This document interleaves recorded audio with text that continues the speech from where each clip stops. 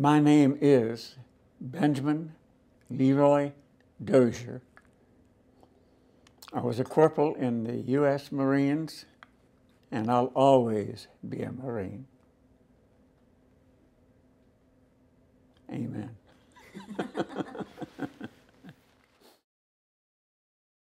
I was on the wrestling team, and the co-captain of the wrestling team with me was a fellow named Ed Yankee. He had a girlfriend named Dorothy Cavey, and I used to tease her a lot because every time we wanted to go in Ed's car, Dorothy wanted to go someplace, and she went and we walked. So I used to tease her by wrapping my little finger out and say, "You got him wrapped around your little finger." And she used to despise the ground I walked on. After graduation,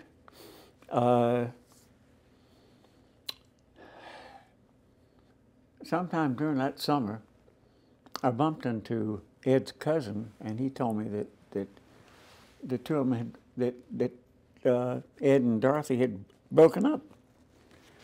So I called her and asked her if she'd like to go skating, and she said yes. So we did some skating for a while, and then we decided to go on that moonlight cruise. Does that get you where you want? We got on that moonlight cruise, and we're up on the top deck, and I was busy trying to show her certain types of wrestling holds. You twist your arms around. I was trying to get her lips up close to mine. And she was wise to me. She kept looking the wrong way. And then finally I had to just tell her, "Hold still." And I kissed her. I kissed her. We actually started kissing about Colchester, and it was an hour and a half to get back to Baltimore, and we didn't come up for air. When I walked her home, I walked her home, and then I walked back home myself, and I walked on air all the way. I had fallen in love deeply. And it lasted for 65 years. I wanted to fly.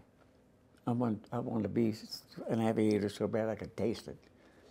So I talked with the aviation recruiters, and I went through all the stuff that they had and had all their literature, and I was ready to go. All I had to do was finish filling out some papers and take it up to them. I came home and told my mom and your mom, and the tears flowed so bad that they almost drowned at William Street. So I backed off and didn't go. And about 2 months later, Mom's cousin was a Marine. He'd come back from Paris Island, and he had his dress blues. And she says, "Oh, it would be so nice to get married with you in dress blues. I would love that." So I joined the Marines.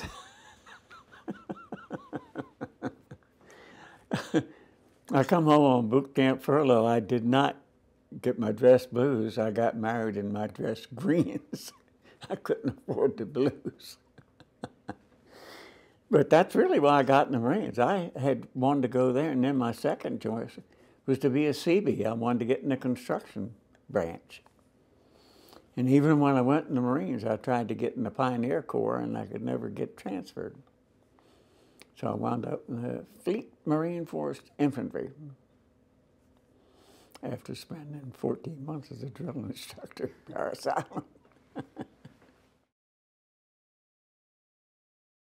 Well, after the Pearl Harbor, everybody had to sign up for the draft and wait for that. And I was I was actually going to volunteer, hopefully to get in the Air Force, but I didn't think I'd be in that. I just volunteered to go in anything. And my wife-to-be and my mother both slowed me down out of that and said, "Look, wait until it's your turn." I went to work for Lloyd Wallace, and I get a notice from the draft board that you'll be called up shortly. And I told Mr. Wallace, well, it won't be long before I'll be going. And not long after that, I get another letter saying that you've been postponed. And I didn't think too much of it the first time it happened, but the second time, I told Mr. Wallace, I said, I'm supposed to go, but I got this another letter that I'm going to be deferred, that I'm building defense housing. I don't want to be building defense housing. I should have been gone a long time ago. It's ready for me to go. So he says, well, he said, every time you told me that your notice would come up, I would tell my brother, and he's chairman of the draft board, so he slid you back. And I said, please don't do that anymore. I want to go. So the next time it come up, before I was actually called through the draft board, I said, no, I want to go volunteer so I can get what I want. And that's when I started with the Air Force and wound up in the Marines. So you were raring to go. I was raring to go. I was still in high school and I was raring to go. See, I didn't graduate until 42, and 41 was when they bombed Pearl Harbor. And there were a group in my class, and we were all going to go down and volunteer together. And man, we had more discussions against it than you can shake a stick at. And my mom just says, please wait at least until you graduate. Well, okay, Mom.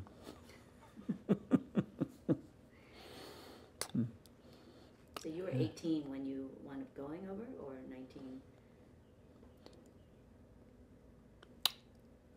19? I was 19. Yeah, 'cause I graduated at 18. And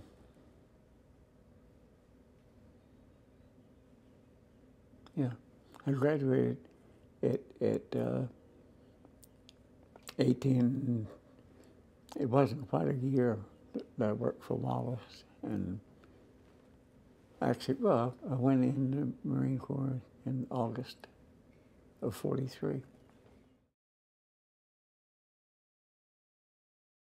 We went in from New River, North Carolina. We went to Camp Pendleton on the West Coast. And we got on a troop ship in San Diego and sailed up parallel to the course to San Francisco to form the rest of the convoy. I have never been seasick before, but riding up that coastline like that boat was going like this. And we had more guys bending over the rail than we had in the compartments.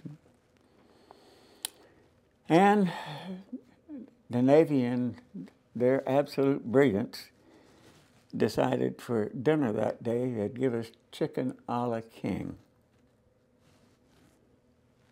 That was the worst thing they could have given us. Oh, I couldn't eat it. Even if I were hungry, I couldn't eat it as sick as I was. When we picked up our convoy in San Francisco, we headed off for Hawaii. And in Hawaii, we stayed there for about 10 days while we picked up some more convoy. Then from Hawaii, we sailed to the Marshalls, and at the Marshalls, we were picking up the balance of our convoy. And also, they said that we were going to have a beer break and go to Pear Island for actually an outing, hot dogs and beer. they asked for an NCO volunteer to be sure the troops stayed in line. And I said, here I am, I'll go. So actually I got a chance to go 3 times because I was keeping the troops still. And we go over and get set up, and one of the big things that we were responsible for was keeping the place clean. We couldn't leave any bottles laying around. We couldn't leave any half-eaten hot dogs laying around. Everything had to be broom clean when we left there. And me and a former drill instructor, I spread the word. This is the way we're going to do it. And the guys did a good job cleaning up. Clean up every bottle, clean up every speck of everything. After that, we got into our convoy and headed on to Guam. And the only other thing I mentioned about that trip was that we spent 48 days. What do you do, to keep busy? So they announce it, loudspeakers, they announce anybody that can do any type of entertainment can eat their noonday meal with the crew. And they said, if you can box, you can wrestle, you can put on a skit, you can do all that. Another fellow and I said, well, we can do an imitation wrestling match like those guys that fake it. So the 2 of us did, and we got to eat with the crew every day. And the nice thing about it, I had an outfit. My camouflage outfit had a big rumble seat, a big seat you could carry grenades and everything else in it. And one of the fellows in my squad, father was a tailor, and he was a kind of good seamstress himself. We took a spare shelter half, and he lined my rumble seat to make it waterproof. When I'd go through the chow line, I'd have the guy behind me load up my rumble seat.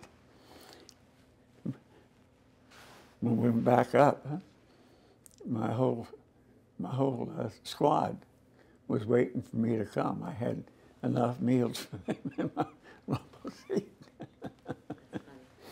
The only other thing that we really did that might be similar to that was that I always tried to make friends with the cook wherever I went. And even on board the ship, I made friends with the cook, and I used to go down and play poker with them, and they would bake bread every night. And I'd come away with 2 loaves of bread and a pound of butter. And my platoon would have midnight snack. I took care of my boys. There it is, Iwo Jima, 8 square miles of volcanic rock. To 2 divisions of the United States Marines fell the task of creating that bridgehead, 4,500 yards wide.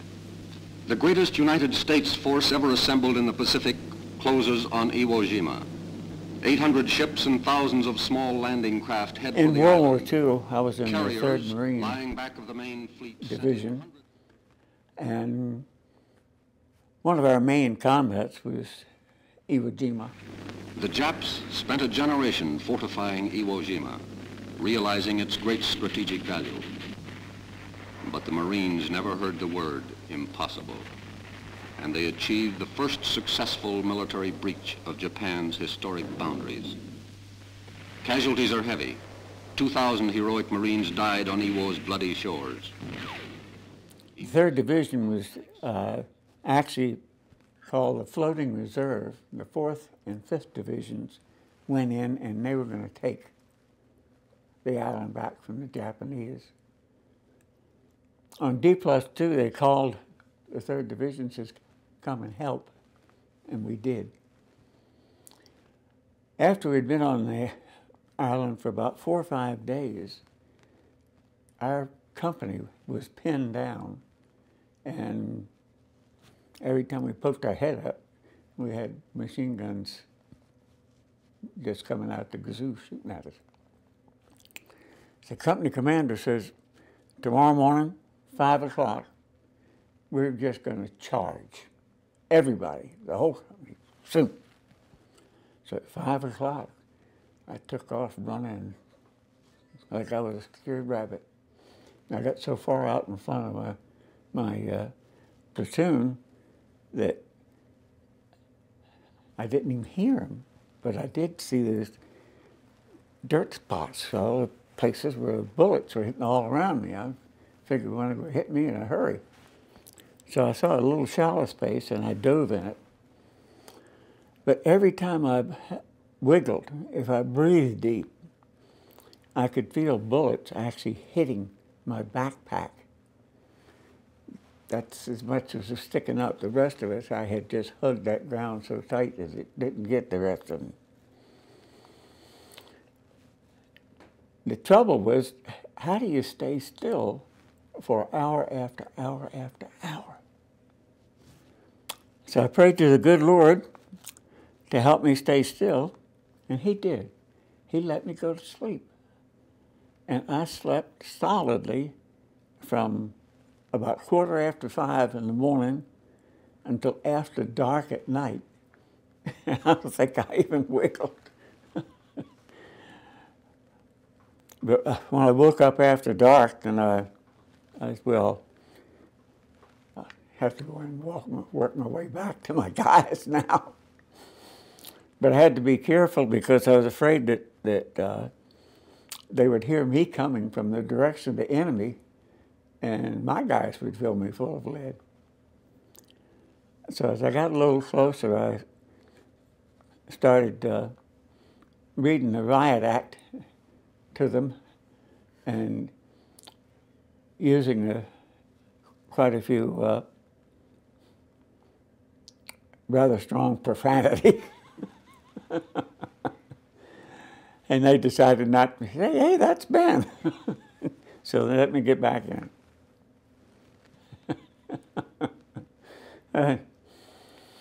And I'd never actually been wounded except just along my shin bone. One of the bullets had just made a burn mark there.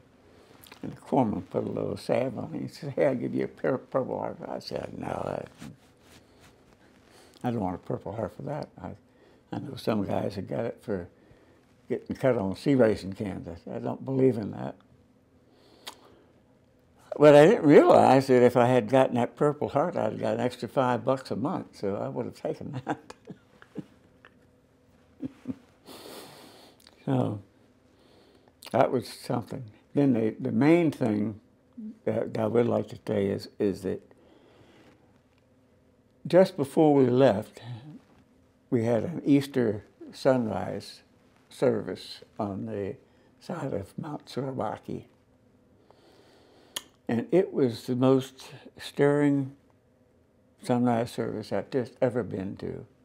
The location, the chaplain that we had was really good. The Marines that are up there with me were all happy to have gotten through fighting on Iwo and getting ready to go home. Then we loaded on a troop ship and headed back to Guam.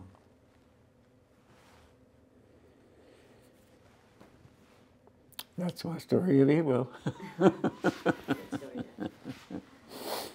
I got more little things that go with it, but they're not really worth telling, I don't think. I like the fact that you could sleep through getting shot. That kind of always made an impression on me. Well, it was a good Lord to help me to sleep like that, because in the first place, I never sleep on my stomach. And for those hours, I had to sleep on my stomach the whole time. And usually if I sleep on my stomach for an hour, I feel like my chest is caved in. So I was glad to sleep through that one.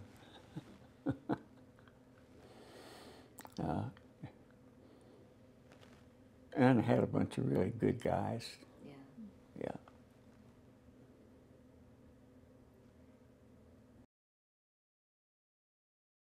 The construction arm of Bell Helicopter was contracted with the Shah of Iran to build a helicopter manufacturing plant. One of the biggest problems that we had in getting started over there was figuring out how to keep the water from evaporating out of the concrete slabs when we poured them, because it was so dry and humid. It was so dry and humid, if you spit, it evaporated before you hit the ground. The buildings that we were building were all large square footage of flat surface. The main building, the footprint of that building was 10 acres. That's over 425,000 square feet. The Bladen Bond building, which is the next largest building, had a footprint of 5 acres, which is over 200,000 square feet. And all told, we had to pour over 1.5 million square feet of slabs to put the buildings on. We got our confirm, we got started, we did some beautiful slab work, and we had 150,000 square feet of concrete slabs that come out very good. And then along comes Khomeini. And that really upset the Shah's apple cart, and it upset our contract altogether, because our contract was with the Shah. Then, in a final bout of street fighting, the old regime was swept away. 2,500 years of Persian monarchy had come to an end, and overnight, Khomeini's revolutionaries took charge of the ministries, the army, and the media. Uncle Sam said, everybody, you ought to go home. Iran is not a good place for you. So my family, Kim and Maylee, and we sent them off to Mehrabad. And without going into detail there,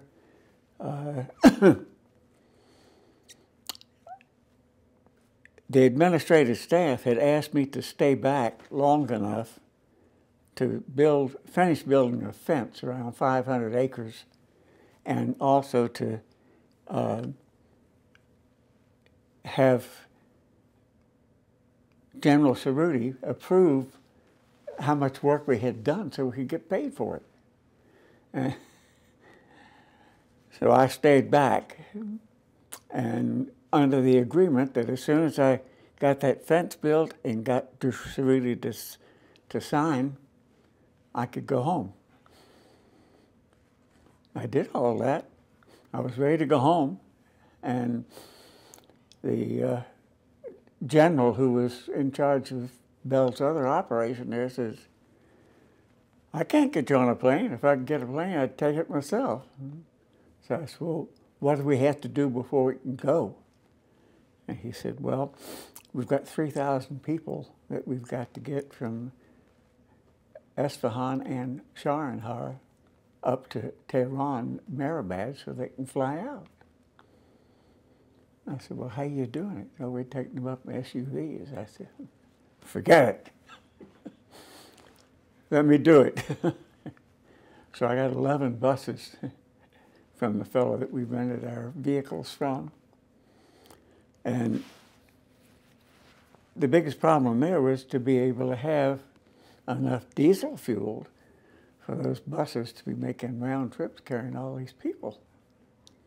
So I had a really good Iranian type foreman. I said, where do you guys get your diesel fuel from? He said, you want some? I said, yeah. had like about 10,000 gallons. He said, "You got plenty of reals?" I said, "I got millions of reals." So we got 10,000 gallons of diesel fuel, loaded in entire tanks that we had on the job site. And we were able to get those buses going back and forth. As far as General Cerruti was concerned, I could not get him to come out to the job site and so I could show him what was done. He was afraid to hardly leave his quarters because of Khomeini. So I took his biggest Mercedes I've ever seen. I've never seen one like that in the country, this country.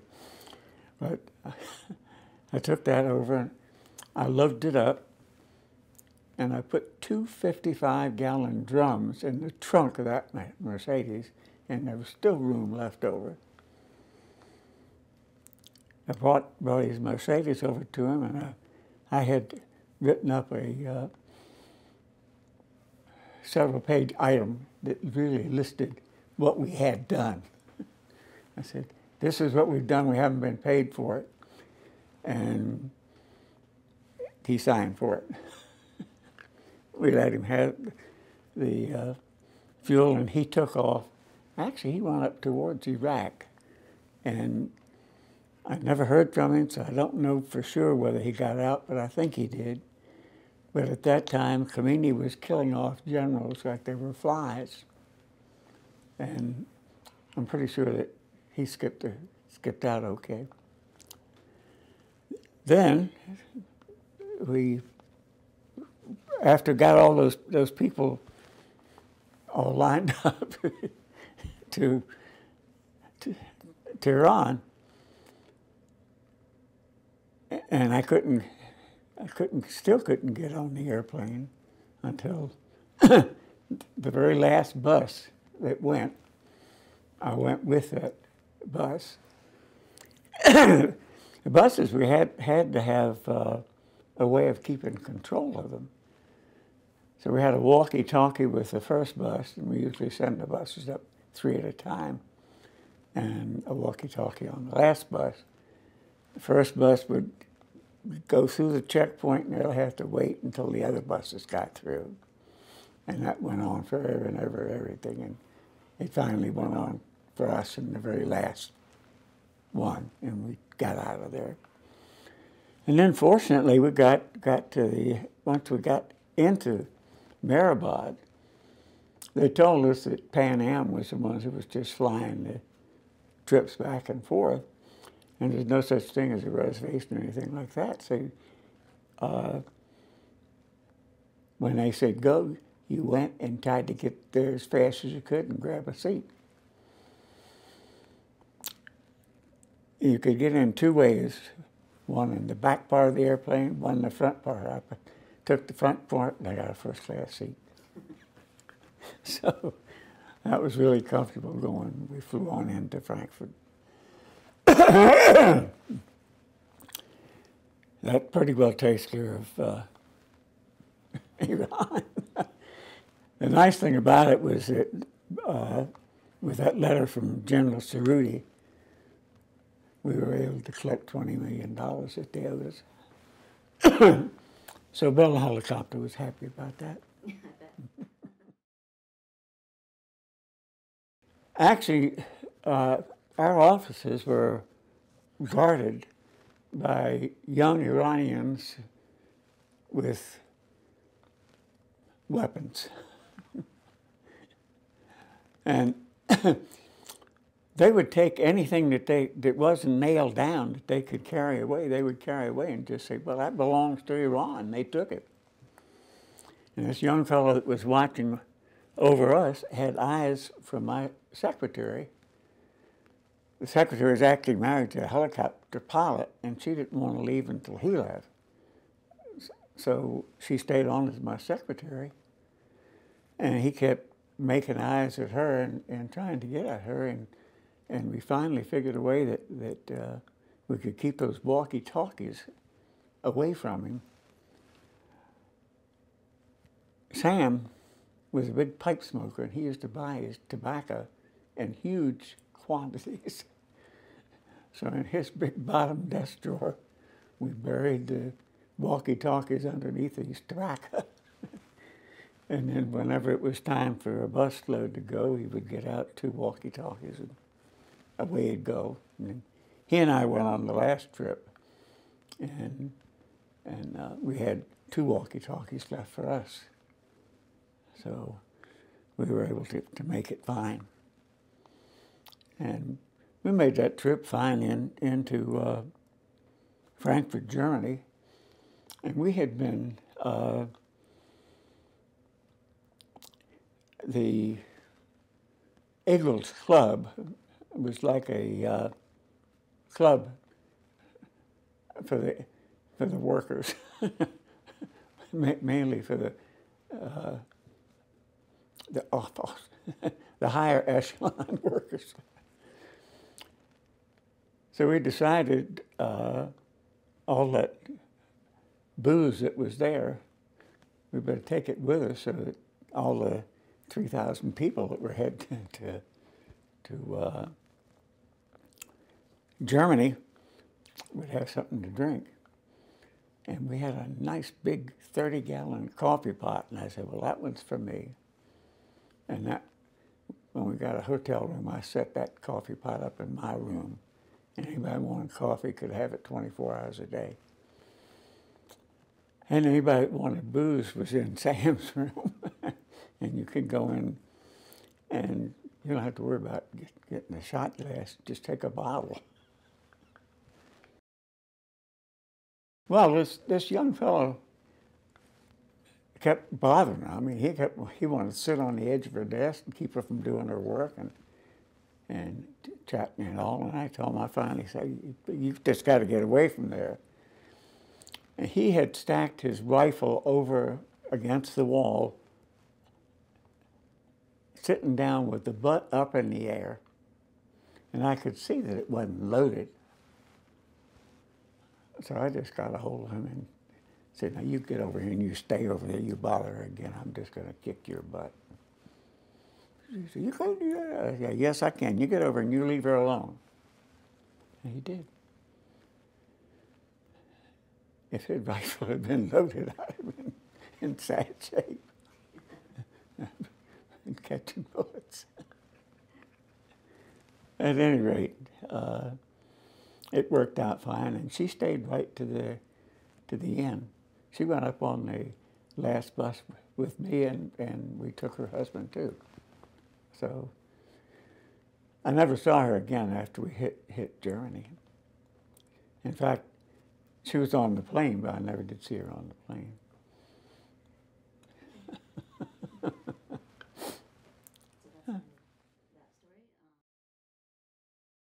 We did have one problem in that while you're working overseas like that, back in those days, the first $70,000 that you made was not taxable by Uncle Sam.